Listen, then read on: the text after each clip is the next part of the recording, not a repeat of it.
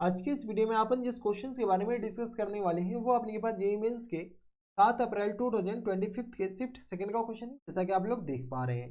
यहाँ पर देखिए हमारे पास क्या दरकार है, कोई फंक्शन एफ है जो कि आर से लेकर के आर में डिफाइन है। V of polynomial function degree हमारे पास 4 के बराबर दे रखा है, having extreme values x equal to 4 and x equal to अपने पास किसके बराबर दे रखा है, 5 के बराबर, जो एंड वैल्यू को अपने पास 4 और 5 के बराबर दे रखा है। आगे अपने पास क्या कर रहा है कि देन द लिमिट ऑफ इस x इक्वल टू 0 पे अपने पास इसका जो लिमिट है वो 5 के बराबर है। तो एफ ऑफ 2 का वैल्यू हमें बताने कि एफ ऑफ 2 इक्वल टू इसके बराबर होगा। चलो सबसे पहले अपने के पास एफ ऑफ एक्स क्या है, डिग्री 4 है, तो एफ ऑफ एक्स मान लेते हैं।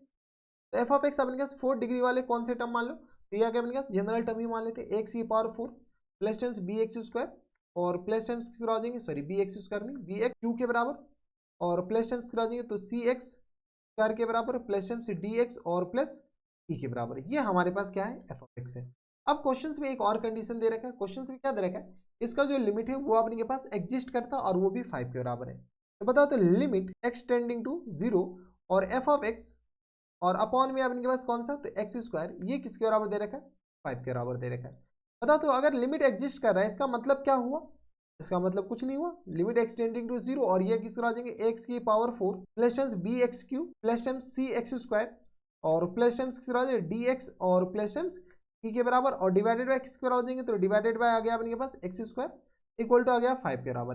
देखो लिमिट एग्जिस्ट कर रहा है, लिमिट एग्जिस्ट कर रहा है और 5 के बराबर ही है। अगर अपने पास लिमिट एग्जिस्ट नहीं, अगर एग्जिस्ट कर रहा है इसका मतलब है कि ये वो पूरा जो टर्म होगा वो अपने पास किस बराबर होगा, 0 के बराबर।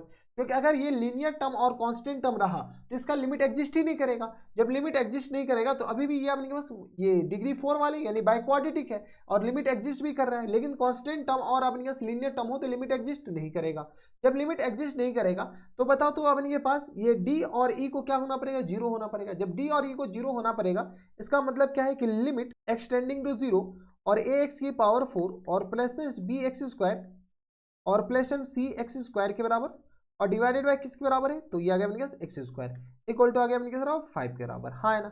अब देखो जब लिमिट एग्जिस्ट कर रहा है और वो भी किसके बराबर है, 5 के बराबर, यानी नीचे जिसका कॉफिशिएंट, नीचे हाईएस्ट पावर क्या है, एक्स स्क्वायर है, ऊपर हाईएस्ट पावर क्या है, तो सॉरी नीचे हाईएस्ट पावर वही अपने पास, ऊपर जिसका पावर होगा जो एक्स स्क्वायर होगा, एक्स स्क्वायर जो कॉफिशिएंट होगा वही हमारा क्या हो जाएंगे, आंसर हो जाएंगे, तो सॉरी लिमिट हो जाएंगे। जब ये लिमिट हो जाएंगे तो बताओ तो सी इक्वल टू हमारे पास यहाँ से क्या आ गया, 5 हो गया। ए और बी पे कोई भी फर्क नहीं पड़ेगा, A belongs to A comma B belongs to real number हो जाएंगे। कोई इतराज, जब हमारे पास यहाँ तक कोई दिक्कत परेशानी नहीं होनी चाहिए तो अब बढ़ते हैं आगे। ए और बी हमें पता चल गया, यानी हमारे पास ये जो एफ ऑफ एक्स है, एफ ऑफ एक्स के बारे में थोड़ी बहुत आइडिया लग गया।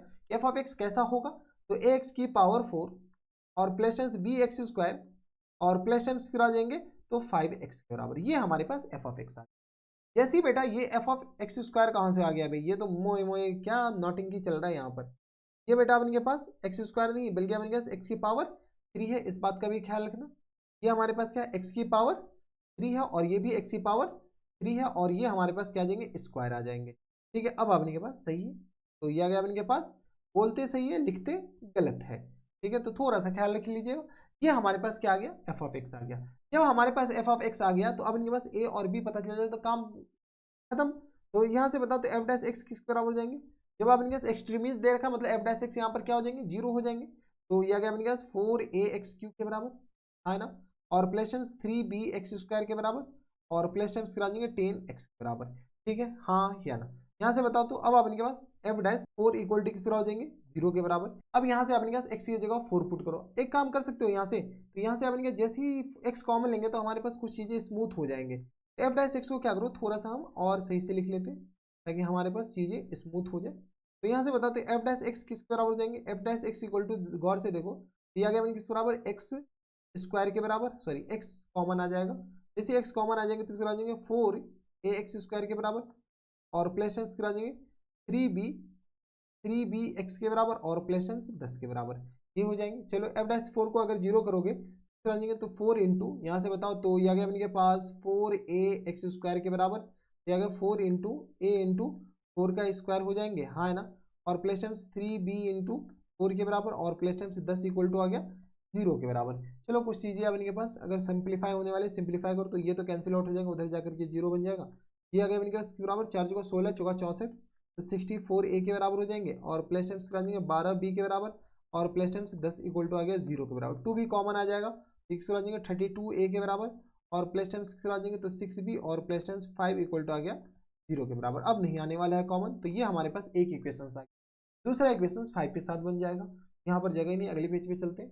तो बताते एफ डैश 5 किसके बराबर हो जाएंगे, एफ डैश 5 आ जाएंगे अपने पास 4 इंटू, अच्छा यहाँ से अपने पास क्या करो, x इंटू एक्स की जगह अपने पास 5 चिपका दो, ये 0 हो जाएंगे। यहाँ से बता दो 5 इंटू किसके बराबर हो जाएंगे, तो ये आ गया अपने पास 4a x² के बराबर, तो 4 into a into x square के बराबर, तो 4a इंटू 5² के बराबर, और माइनस टाइम्स किस तरह आ जाएंगे, तो plus times 3 into 3b, plus times किस आ जाएंगे 3b इंटू 5 के बराबर, और प्लस टाइम्स किस आ जाएंगे 10 के बराबर। ये हो जाएंगे, देख लो प्लस टाइम्स 10 इक्वल टू आ गया 0 के बराबर।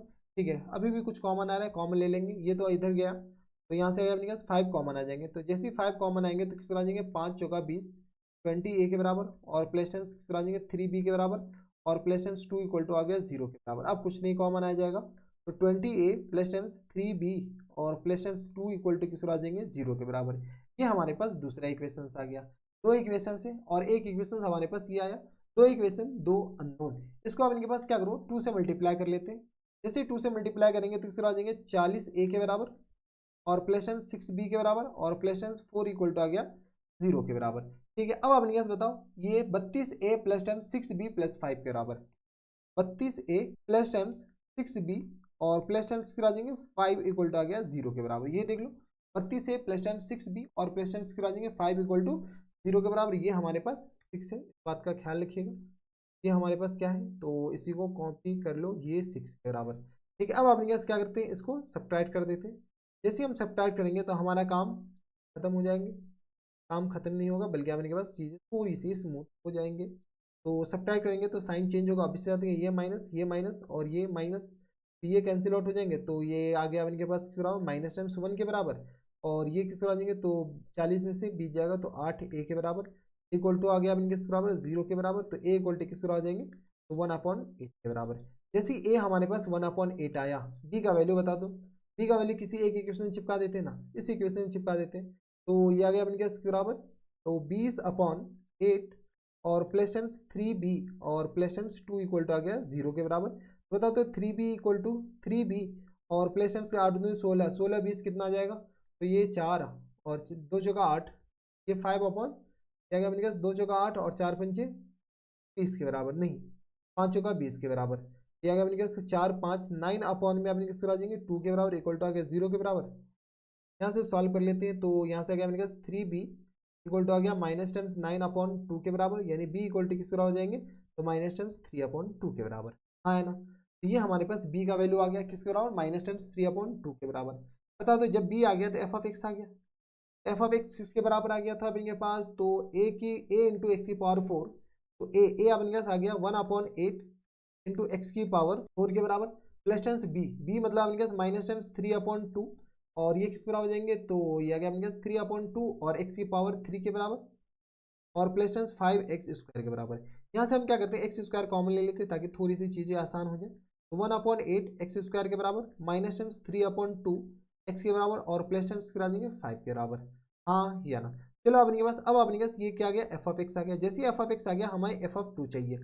देख लो क्वेश्चन में आई थिंक एफ ऑफ 2 ही पूछ रखा है, तो चलो एफ ऑफ 2 किस बराबर हो जाएंगे, तो 2 का स्क्वायर, तो हम डायरेक्ट लिख लेते हैं 4, और इंटू आ गया 1/8 इंटू 4 के बराबर माइनस टाइम्स 3/2 इंटू 4 के बराबर, और प्लस टाइम्स किस आ जाएंगे, ओह माय गॉड 4 नहीं होगा बल्कि अपने पास 2 होगा, क्योंकि 2 का स्क्वायर 4 हो जाएंगे ना, और प्लस टाइम्स 5 के बराबर।